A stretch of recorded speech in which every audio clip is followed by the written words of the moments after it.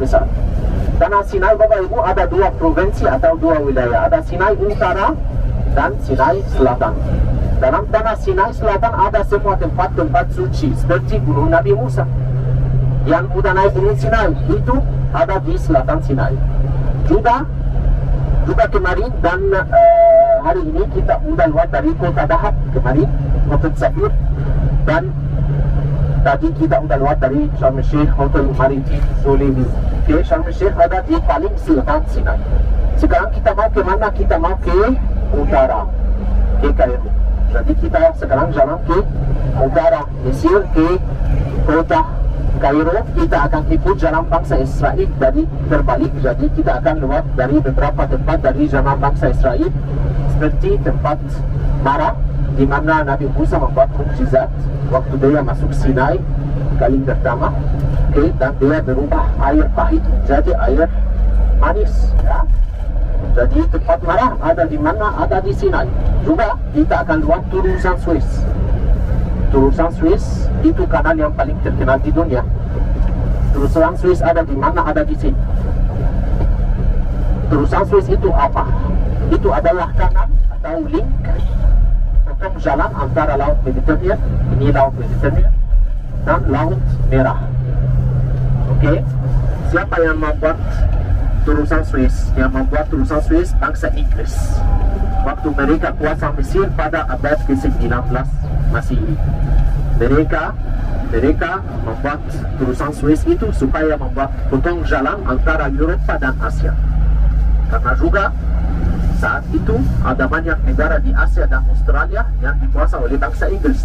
Jadi kalau ada kapal-kapal mau dari Inggris di utara dunia ke Australia di selatan dunia, jadi ada potong jalan di tengah Afrika antara Eropa dan Asia. Jadi mereka membuat Terusan Suez itu.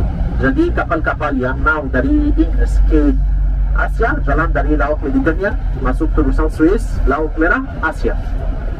Sebelum Terusan Suez, kalau ada kapal-kapal yang mau dari Eropa ke Asia atau Australia, harus jalan di keliling benua Afrika, yaitu jalan yang sangat-sangat panjang. Oke? Jadi hari ini kita juga akan lewat dari Terusan Suez masuk ke Afrika, yaitu kota Kairo. Kota Kairo ada di sini. Oke? Kenapa saya bilang ke Afrika? Karena kota Kairo ada di benua Afrika. Kalau Sinai kita ada sekarang di benua Asia. Jadi hari ini kita pergi dari Asia ke Afrika, ya. Jelas? Alexandria ada di utara Mesir, sini, di pantai Laut Mediterania. Oke. Kali depan kalau Bapak Ibu datang lagi ke Mesir, kita bersama-sama ke Alexandria. Oke. Tapi tur ini kita mau ke Kairo. Oke, lihat objek-objek yang utama di Kairo seperti piramid, seperti daerah gereja dan gereja Safa atau gereja Santo Simon. Oke, hari ini kita ke gereja Santo Simon. Oke, tapi dulu kita akan ikut jalan bangsa Israel dari terbalik waktu mereka keluar dari Mesir. Dan saya mau kasih sedikit info atas cerita bangsa Israel dan Fir'aun Mesir atau Raja Mesir. Bapak Ibu masih ingat siapa bangsa pertama yang kuasa Mesir? Wah, sudah lupa. Cepat lupa. Bangsa pertama yang kuasa Mesir disebut bangsa Fir'aun. Dan kata Fir'aun yang disebut dalam Alkitab berarti raja. Jadi Fir'aun yang disebut dalam Alkitab bukan name, bukan nama. Itu berarti raja, itu title. Oke? Jadi Fir'aun berarti raja Mesir. Dalam sejarah Mesir ada banyak Fir'aun, banyak raja, seperti Fir'aun Ramses, seperti Fir'aun Tutankhamun yang sangat terkenal. Oke, juga nanti di Kairo kita akan lewat dan berkunjungi 3 makam buat 3 Fir'aun, buat 3 raja. Jadi Fir'aun berarti apa? Raja. Bangsa pertama yang kuasa Mesir adalah bangsa Fir'aun, yaitu bangsa dari Mesir. Mereka orang Mesir asli. Mereka mulai berkuasa Mesir pada tahun 3500 sebelum Masehi. Dan raja pertama yang kuasa Mesir disebut Raja Mina. Itu pertama raja dalam sejarah orang Mesir kuno. Raja Mina mulai kuasa Mesir pada tahun 3500 sebelum Masehi. Kenapa kita tahu atas Raja Mina dan kita tidak tahu atas raja-raja yang sebelum Mina? Karena dengan Raja Mina, orang Mesir kuno mulai tulis sejarah dengan bahasa pertama di dunia, yaitu bahasa hieroglif. Seperti bahasa yang ditulis atas kaos saya. Ini bahasa hieroglif. Jadi mereka hieroglif, ya. Jadi mereka mulai tulis huruf-huruf pertama di dunia dari lukisan-lukisan yang ada dalam alam. Jadi mereka mulai ambil simbol dari alam seperti binatang, hewan, burung, tanaman, dan mulai mendirikan bahasa pertama di dunia. Jadi tulisan yang ada atas kaos saya ini, Bapak Ibu, adalah huruf-huruf. Ada 4 huruf ditulis sini, P-O-L-A, tapi dengan lukisan Mesir kuno. Jadi ini Pola. Oke? Jadi kita tahu ada sejarah orang Firaun, dan juga kita tahu sedikit atas sejarah Israel dan Nabi Musa dari tulisan-tulisan Firaun yang ditulis dengan bahasa ini. Kali depan kalau Bapak Ibu ke museum Mesir, kita akan ketemu banyak kertas yang ditulis dengan bahasa ini.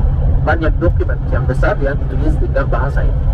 Jadi kita tahu atas sejarah orang Firaun dan sedikit atas sejarah orang Israel dengan bahasa ini. Oke? Baik. Kita juga belajar atas Nabi Yusuf dan Abraham. Abraham adalah orang pertama yang datang ke Mesir dengan Sarah.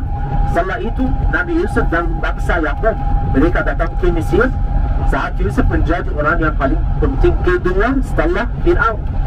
Waktu dia menyelamatkan tanah Mesir dari kelaparan selama 7 tahun. Dia menyelamatkan tanah Mesir dari kelaparan, dan dia menjadi orang yang sangat-sangat penting, dan dia sudah menjadi sangat-sangat dekat dari Firaun Mesir.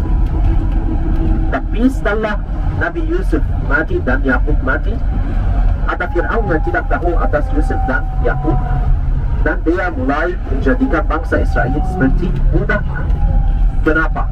Karena saat itu bangsa Israel menjadi bangsa yang sangat-sangat besar. Jadi zaman Yusuf, Firaun kasih tanah Goshen. Tanah Goshen by the way ada di utara Mesir, di sisi Sungai Nil. Itu terbaik tanah dalam Mesir. Semua tanah-tanah yang ada di sisi Sungai Nil itu tanah yang sangat subur karena air Sungai Nil. Selain itu 90% dari tanah Mesir padang gurun, seperti Bapak Ibu lihat. Jadi waktu bangsa Israel hidup di sini, mereka hidup dalam tanah Goshen selama 400 tahun, tanah yang sangat subur, dan tanah Mesir betul diberkati oleh bangsa Israel banyak. Zaman Nabi Musa, waktu Nabi Musa dilahirkan, ada Firaun dari Mesir yang sangat gila terhadap bangsa Israel. Dia sangat takut karena bangsa Israel menjadi bangsa yang sangat besar, dan dia sangat takut kalau bangsa Israel bisa ikut bangsa asing dan mereka bisa berperang terhadap tentara Mesir. Oleh karena itu dia menjadikan bangsa Israel bekerja seperti budak di padang gurun. Bekerja membuat apa di padang gurun? Dapat batu-batu. Karena seperti Bapak Ibu lihat, padang gurun kita sangat kaya dengan batu granit, batu marmer, batu kapur. Jadi mereka selalu bekerja di padang gurun, dapat dan potong batu-batu ke Firaun Mesir supaya membangun apa? Supaya membangun piramid, istana, makam-makam, kuil. Jadi mereka betul menderita banyak di Mesir selama 400 tahun. Sampai Nabi Musa dilahirkan di daerah Goshen, dan waktu Nabi Musa dilahirkan, Firaun Mesir menjadi lebih gila, dan dia menyuruh membunuh semua bayi Israel. Oleh karena itu, buat keselamatan Nabi Musa, ibunya membuat apa? Ibu Musa membuat apa? Membuat keranjang dari papirus, dan taruh Nabi Musa dalam keranjang itu di Sungai Nil. Ya, oke. Setelah itu Nabi Musa diangkat dari Sungai Nil oleh siapa? Oleh putri Firaun. Ya, dan dia hidup 40 tahun dalam istana Firaun. Dia belajar agama Mesir kuno. Dia belajar bahasa Mesir, ilmu-ilmu Mesir kuno, tapi dia tidak pernah lupa yang dia adalah orang Israel, dan agama dia adalah agama Yahudi, yaitu agama Israel. Ya. Setelah 40 tahun Nabi Musa melihat orang Mesir, orang tentara Mesir yang memukul sebuah atau seorang budak dari Israel. Oleh karena itu dia menjadi sangat marah dan dia memukul orang Israel sampai mati, dan dia lari dari Mesir ke tanah apa? Tanah Midian. Tanah Midian, bukan Medan, oke? Ya, tanah Midian. Ada mana tanah Midian? Ada di kaki Gunung Sinai, ya Habib. Tamam kira? Mesh. Oke, jadi Nabi Musa atau bangsa Israel sudah hidup di tanah Goshen, sini di utara Mesir, tanah yang sangat subur, dan atas peta Mesir berwarna biru dan hijau, berarti itu tanah yang sangat kaya dengan tanaman dan makanan. Dia lari dari sini sampai ke tanah Midian di kaki Gunung Sinai. Tahu berapa kilometer dari sini ke kaki Gunung Sinai? 800 kilometer. Dia pakai apa buat lari dari Mesir sampai ke Sinai? Pesawat? Ya, dia pakai unta, mungkin. Ya, dia jalan kaki, mungkin. Ya, jadi dia jalan 800 km sampai ke Gunung Sinai atau kaki Gunung Sinai, dan di sana dia hidup 40 tahun lain dengan istrinya Zipporah. Setelah 40 tahun, Tuhan Israel ya bicara kali pertama sama Musa. Luat pohon yang terbakar. Dan dia bicara atas situasi bangsa Israel di Mesir, dan dia bilang, aku punya rencana supaya bebaskan anak-anakmu keluar dari Mesir ke tanah yang sumur, tanah janji. Ya, dan dia menyuruh Musa balik pulang ke Mesir dan ketemu Firaun dan minta dari Firaun bebaskan bangsa Israel. Saat itu Nabi Musa ikut kata Tuhan dan balik ke Mesir dan ketemu dengan Firaun, dan dia minta dari Firaun bebaskan bangsa Israel 10 kali. Setiap kali Firaun menolak. Oleh karena itu Tuhan Israel menghukum bangsa Mesir dengan 10 tulah. Pada tulah yang ke-10, waktu anak-anak pertama bangsa Mesir dibunuh oleh tangan malaikat Tuhan, Firaun Mesir mulai setuju bebaskan bangsa Israel. Tahu kenapa Firaun selalu menolak bebaskan bangsa Israel? Karena Firaun Mesir atau Raja Mesir tidak mau percaya yang ada Tuhan lebih besar daripada Tuhan atau dewa-dewa Mesir kuno. Karena orang Mesir awal atau orang Mesir Firaun, mereka punya agama yang sangat-sangat besar. Agama yang terdiri dari dewa-dewa. Okay? Jadi mereka sangat hebat, sangat pintar dengan agama dan sihir dari setan. Jadi mereka menolak, atau Firaun zaman Musa menolak, percaya yang ada Tuhan yang lebih besar dan lebih kuat daripada imam-imam Mesir, daripada juga dewa-dewa Mesir kuno. Oleh karena itu Tuhan Israel menghukum bangsa Mesir dengan 10 tulah. Setelah tulah yang ke-10, Firaun Mesir mulai percaya yang Tuhan Israel lebih kuat dan lebih besar. Dia percaya yang dia lebih besar dan lebih kuat, tapi dia tidak mau masuk agama Yahudi. Saat itu ada orang Mesir lain yang mulai percaya dengan agama Nabi Musa, dan mereka mulai ikut Musa keluar dari Mesir. Waktu Nabi Musa keluar dari Mesir, Bapak Ibu, dia jalan dari tanah Goshen ke arah timur, padang gurun timur yang ada di sisi Laut Merah. Dia jalan dengan berapa orang? Berapa orang yang keluar dengan Nabi Musa dari Mesir? Ditulis dalam Alkitab. 1.000 orang laki-laki. 600.000 pria. 600.000 pria. 600.000 laki-laki. Mereka hitung laki-laki.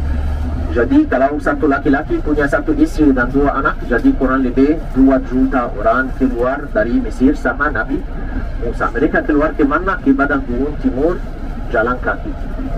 Ya, Bapak Ibu, padang gurun. Bapak Ibu bisa jalan kaki sini 30 menit. Mereka udah jalan kaki 40 tahun di padang gurun ini. Tapi pasti ada banyak mukjizat terjadi dari Tuhan supaya menyelamatkan bangsa Israel di padang gurun itu. Waktu mereka keluar dari Mesir jalan ke padang gurun timur, Tuhan Israel mereka waktu hari dalam tiang awan. Ya, karena waktu hari sangat panas. Jadi Tuhan Israel jalan atas bangsa Israel dalam tiang awan supaya menyelamatkan mereka dari sinar matahari yang sangat panas. Waktu malam Tuhan Israel jalan di depan mereka dalam tiang api karena sangat dingin waktu malam ini. Ya, sampai mereka datang ke daerah Laut Merah atau Teluk Suez. Teluk Suez ada di sini. Jadi Laut Merah ada di sebelah timur. Dari Laut Merah ada dua teluk, Teluk Aqabah yang ada antara Sinai dan Saudiyah, dan Teluk Suez. Waktu Nabi Musa dan bangsa Israel datang di daerah Teluk Suez, mereka tinggal selama kurang lebih 1 minggu, dan saat itu Fir'aun Mesir atau Raja Mesir berubah pikiran dan dia menyuruh tentara yang besar ikut bangsa Israel di padang gurun. Dia sangat iri hati. Walaupun dia percaya Tuhan Israel lebih kuat, tapi dia masih sangat iri hati dan dia menyuruh tentara yang besar ikut bangsa Israel di padang gurun. Saat itu apa yang terjadi? Bangsa Israel sangat takut. Mereka mulai bersunggut-sunggut lawan Nabi Musa. Kenapa kamu Nabi Musa membawa kami keluar dari Mesir, dari tanah Goshen yang sangat-sangat subur, keluar buat mati di padang gurun? Saat itu Nabi Musa mulai berdoa dengan iman buat dapat mukjizat dari Tuhan, dan saat itu tiang api yang berdiri di depan bangsa Israel berpindah ke belakang bangsa Israel dan berdiri antara bangsa Israel dan bangsa Mesir. Jadi Tuhan Israel menjadi seperti tombok atau dinding yang sangat besar dari api antara Israel dan Mesir. Dan dia menyuruh Nabi Musa terbelah Laut Merah di dalam Teluk Suez. Dan saat itu dia terbelah Laut Merah dan 2 juta orang Israel masuk ke dalam laut, jalan kaki 3 hari dalam Laut Merah. Jadi air Laut Merah menjadi apa? Menjadi 2 dinding yang besar di sebelah kanan dan sebelah kiri, dan mereka masuk jalan kaki di dalam Laut Merah selama 3 hari. Air laut menjadi seperti akuarium, sebelah kanan dan sebelah kiri.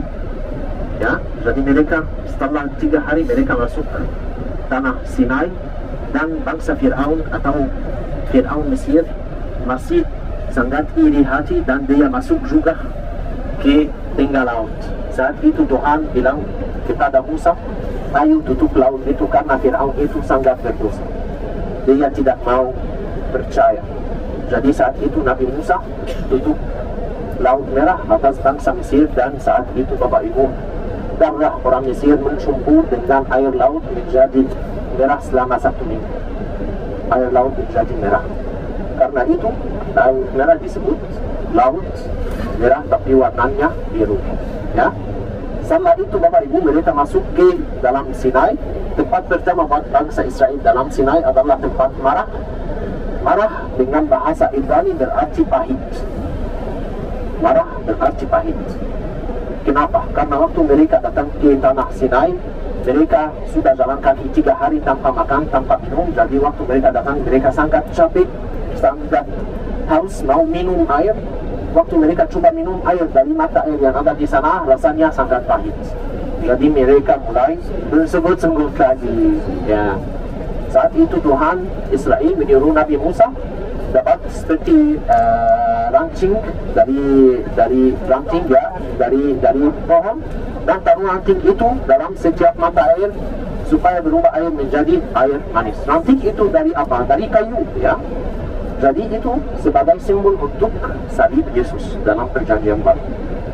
Salib Yesus dari kayu yang berubah akhirat manusia dari akhirat yang pahit menjadi akhirat manis ke surga sama Yesus. Ya, jadi biji kayu itu dari Musa yang dia pakai supaya berubah air pahit menjadi air manis sebagai simbol untuk salib Yesus yang nanti menjadikan akhirat manusia manis waktu masuk ke surga sama Yesus. Pasti buat orang yang percaya dengan salib Yesus. Ya. Jadi itu tempat Marah. Hari ini kita akan lihat dari tempat Marah. Kita akan lihat tempat Marah itu sebenarnya tidak bisa turun di sana sekarang karena pemerintah Mesir membuat seperti renovation buat tempat ini. Tapi puji Tuhan kita bisa lihat tempat itu dari jendela bis, bisa foto-foto. Oke, dan juga kita akan lihat Teluk Suez di mana mukjizat Nabi Musa terjadi. Oke, mungkin ada dari Bapak Ibu yang minta kenapa Nabi Musa keluar dari Laut Merah bukan dari utara Sinai, karena dulu zaman Nabi Musa belum ada terusan Suez, ada tanah dan pasir, jadi mereka bisa jalan dengan mudah dalam tanah Sinai tanpa membuat mukjizat di Laut Merah dan masuk 3 hari dalam laut. Kenapa Tuhan memimpin Nabi Musa ke Laut Merah dan tidak memimpin Nabi Musa jalan dari utara Mesir dengan mudah? Nah, coba pikir, $100. Menunjukkan kemuliaan Tuhan. Ia buat melihat ajaiban dari Tuhan, tapi ada satu alasan lain, supaya menghukum bangsa Mesir. Jadi mereka atau Raja Mesir, dia sangat gila terhadap bangsa Israel, dia sangat iri hati, dia selalu mau memukul bangsa Israel. Jadi Tuhan bilang apa? Harus bebaskan bangsa Israel dengan mukjizat dan harus menghukum bangsa Mesir juga dengan mukjizat supaya mereka percaya. Jadi dia menyuruh Nabi Musa turun ke Laut Merah dan terbelah laut di depan bangsa Mesir. Saat itu ada banyak orang dari tentara Mesir yang mulai percaya. Tidak ada dewa dari Mesir yang bisa terbelah laut seperti ini. Jadi mereka mau percaya yang ada Tuhan lebih besar dan mereka mulai pulang. Tapi Fir'aun yang gila menolak percaya, jadi dia dibunuh di bawah Laut Merah oleh mukjizat itu. Ya, itu jelas? Ya.